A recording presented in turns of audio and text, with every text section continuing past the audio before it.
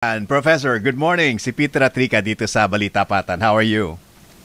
Good morning. Medyo Trumpian yung the most amazing analyst dapat sana sinabi.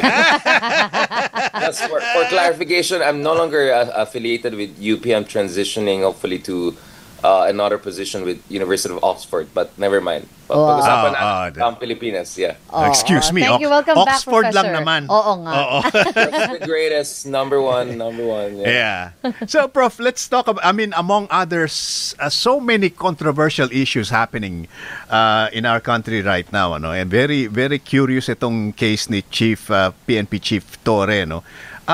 What do you think happened? Bakit ganun na lang kabilis at kabigla ang mga pangyayari as far as his sacking is concerned? Well, sa pag-alam ko, no, nung kinausap ko yung mga iba't ibang partido dito, no, I've tried to be as fair as possible at leverage natin lahat ng mga access na meron tayo. Totoo yan na medyo ang dating niyan ay medyo forthwith, no? Medyo mabilisan, bigla out of nowhere. Parang alam nang natin nung isang araw, siya yung kampiyon, siya yung paborito ng presidente, nagka-standing ovation nung tasan, nung State of the Nation address. Pero alam natin for a while actually tensions have been building up. Marami rin siyang nabanggaan sa loob. And of course, one of the indications is yung standoff basically with NAPOLCOM, no?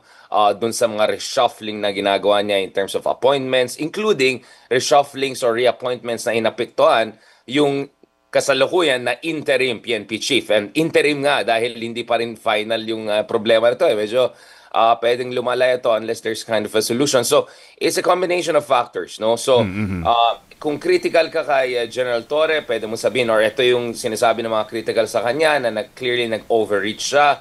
Sinasabi nila na siguro dahil sikat na sikat siya, dahil he's all over the place, baka naman that has affected his judgment at tingin niya he could defy everyone, literally everyone, and potentially in defiance of his own mandate. Kaya yung ginamit na term na ayata ni former PNP Chief and Senator Panfilo Lacson was overreach.